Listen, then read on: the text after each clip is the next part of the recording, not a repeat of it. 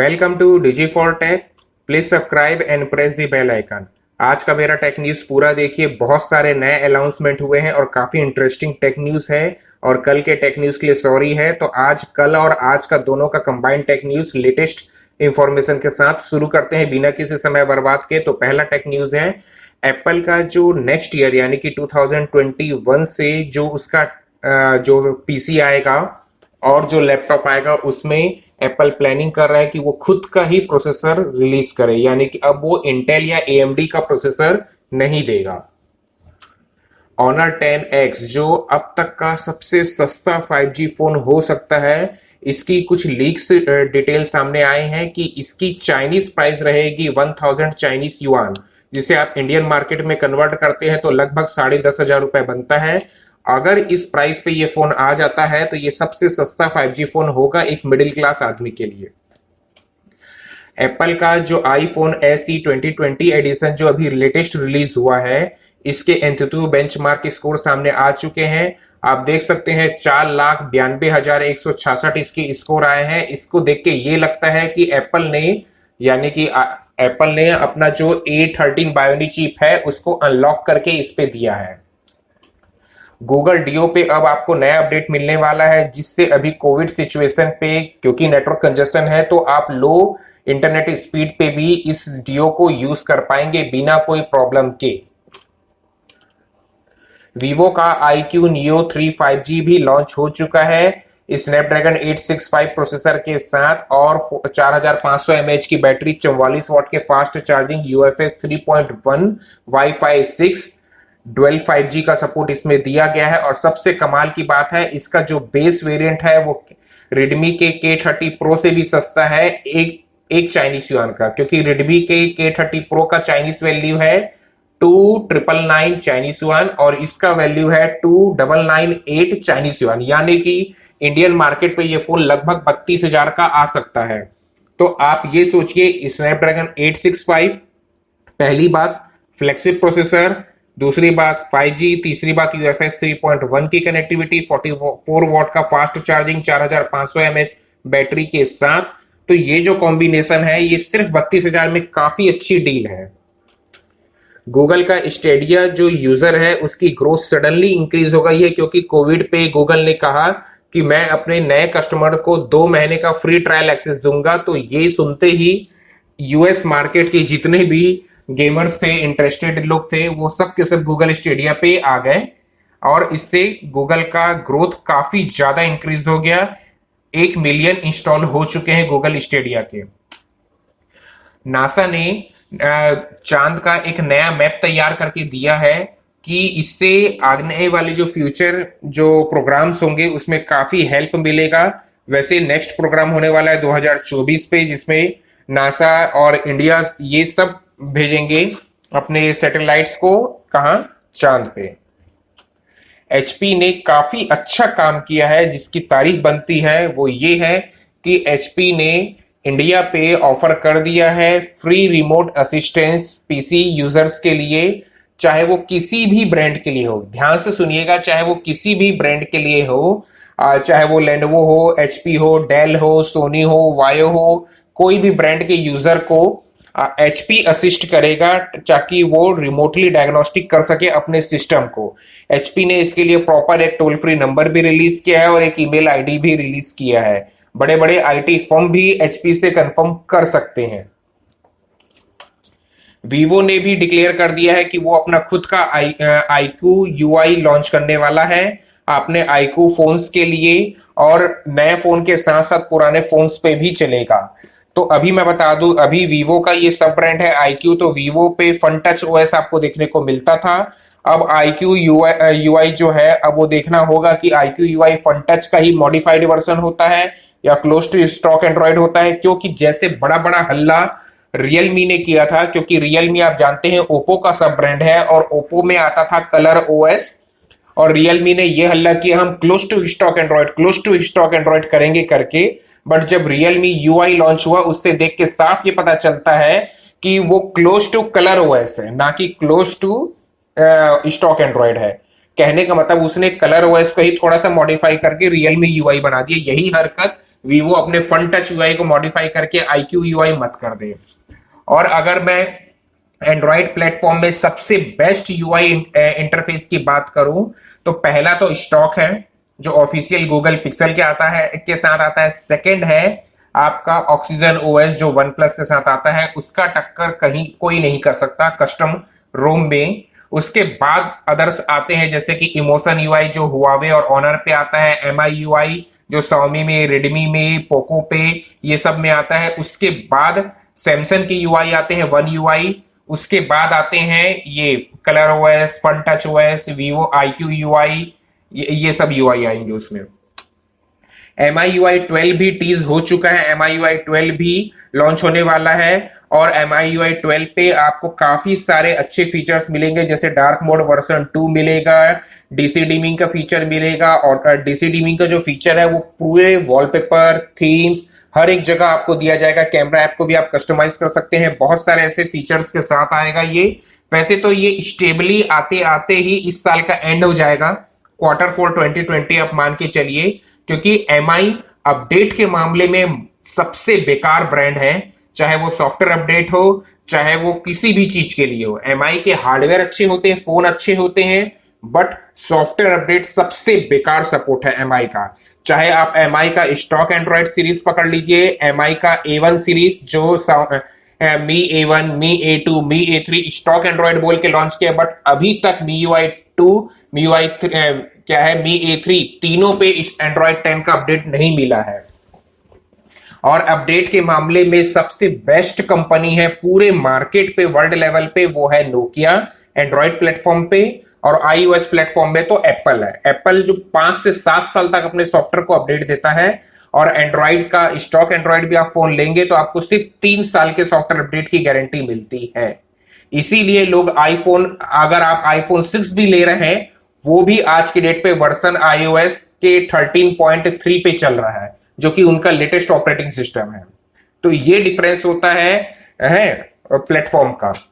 तो अब बात करते हैं MIUI, जैसे कि Realme अब MI को कड़ी टक्कर दे रहा है और Realme ने अपने ऑलमोस्ट सभी फोन पे OTA अपडेट के थ्रू सिक्योरिटी पैच को अपडेट किया है। स्टॉक एंड्रॉइड यानी कि core Android operating system update किया है, Realme UI दिया है, प्लस मेजर चीज जो आज के ट्रेंडिंग में चल रहा है वो है Vivo वाईफाई का भी सपोर्ट दिया है। अपने 80% फोन को Vivo वाईफाई का सपोर्ट दे दिया है। लेकिन MI के यहां तक के सिर्फ पोको को मिला है, उसके अलावा कोई भी फ्लेक्सी फोन हो, मिड रेंज फोन हो, लोअर रेंज फोन हो, ना किसी में सिक्योरिटी पैच का अपडेट आया है, ना Vivo वाईफाई आया है।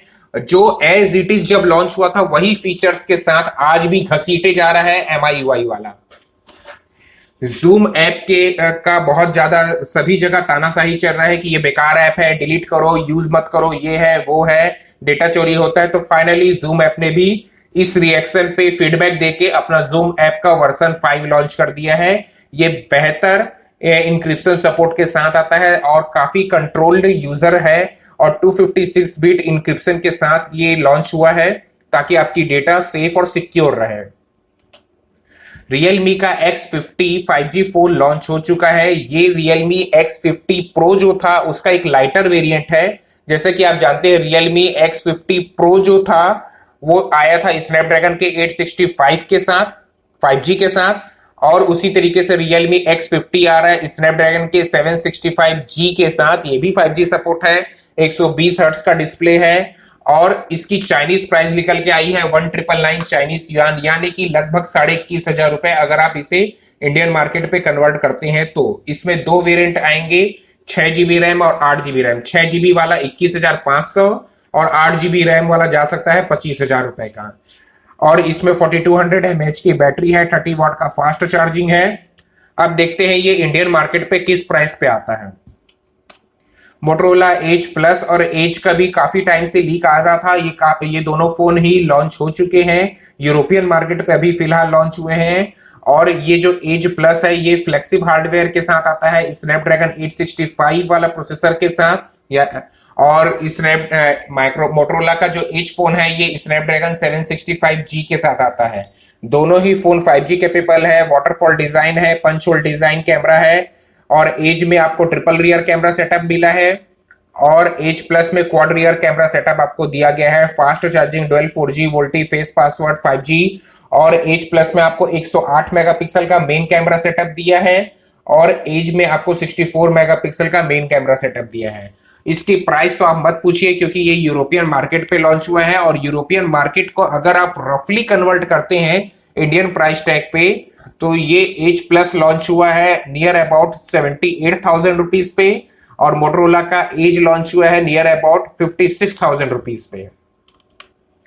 नेटगियर ने अपना massive wifi router system launch किया है वो भी मैस के साथ जो 200 स्क्वायर मीटर तक की रेंज को कवर करेगा और इसकी प्राइस इसमें दो वेरिएंट आते हैं, एक 11,000 रुपए में लॉन्च किया है, एक और दूसरा 16,000 रुपए में लॉन्च किया है और आरबिक 12 और आरबिक 13 के कोड के साथ आते हैं और तीन दिया जाएगा। इसमें एक मेन कोर होगा और दो स्प्लेसर होगा जो स्प्लिट करेगा नेटवर्क को अलग अलग नेटवर्क पे 200 स्क्वायर फीट पे।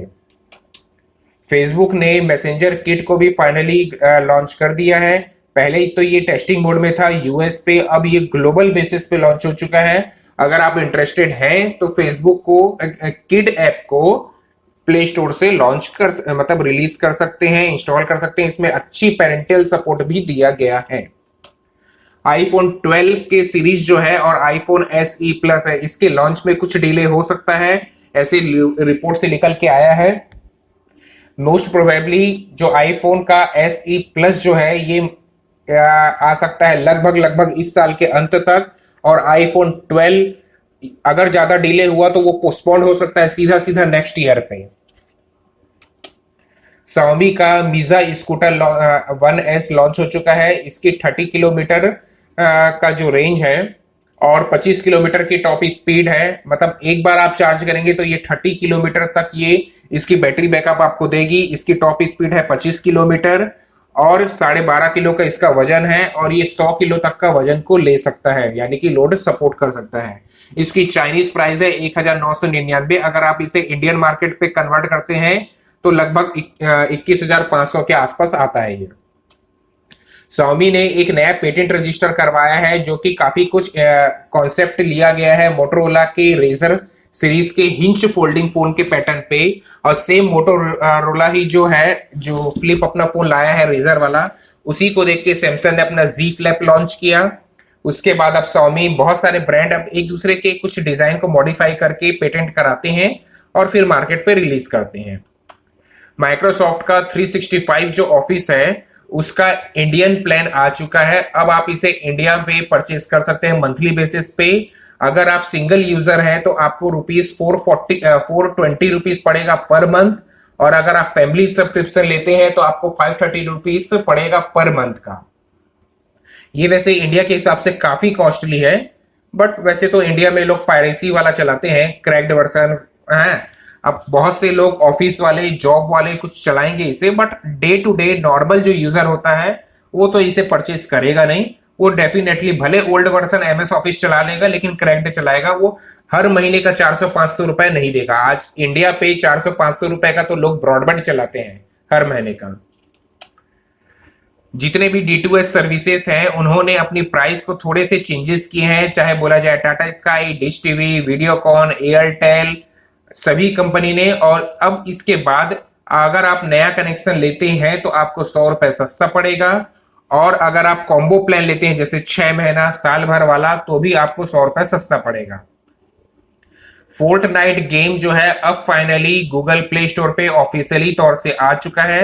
अब आप इसे थर्ड पार्टी ऐप से डाउनलोड नहीं करना पड़ेगा, आप ऑफिशियली गूगल प्ले स्टोर से इसे डाउनलोड करके एंजॉय कर सकते हैं। और इसका बेसिक जो साइज है इस ऐप का वो है 107 MB का, लेकिन इस ऐप को जब आप डाउनलोड कर लेंगे उसके बाद जो कंटेंट की रिक्वायरमेंट होगी, ध्यान से सुनिएगा, जो कंटेंट साइज की रिक्वायरमेंट होगी वो 7.4 GB की रहेगा। नूबिया का भी प्ले गेमिंग फोन लॉन्च हो चुका है। ये पहला ऐसा गेमिंग फोन है जो मिड बजट के प्रोसेसर के साथ आता है, यानी कि अभी तक हम देखते आ रहे थे जो फ्लेक्सिब प्रोसेसर होते थे क्वालकॉम के, चाहे वो 845, 855, 855 प्लस, 865 इस टाइप के फ्लेक्सिब प्रोसेसर के गेमिंग फोन लॉन्च होते थे। बट अब पहली बार नूबिया ने क्वालकॉम स्नैपड्रैगन का 765G वाले प्रोसेसर का गेमिंग वेरिएंट लॉन्च किया है और ये काफी अच्छा कॉम्बिनेशन है। इसमें स्नैपड्रैगन का X52 मॉडेम आपको मिलेगा 5G सपोर्ट के लिए, डुअल 5G का सपोर्ट है।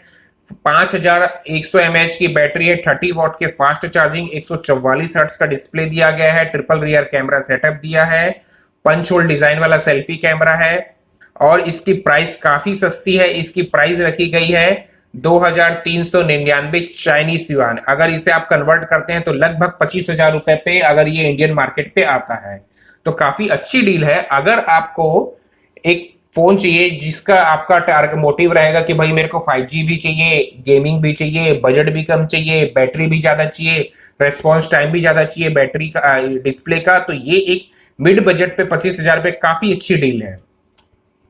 AMD ने भी अपने 3 नए प्रोडक्ट को बता दिया है कि AMD का Ryzen 3 सीरीज का 3300X प्रोसेसर आएगा जिसकी $120 प्राइस रहेगी और अगर आप इसे इंडियन मार्केट पे कन्वर्ट करते हैं तो लगभग 9,500 रुपए होता है। और Ryzen 3 सीरीज पे 3100 वाला भी एक प्रोसेसर लॉन्च होगा। इसकी US प्राइस है $99, जिसे आप रफली कन्वर्ट करते हैं तो 7,500 इसकी प्राइस बनती है।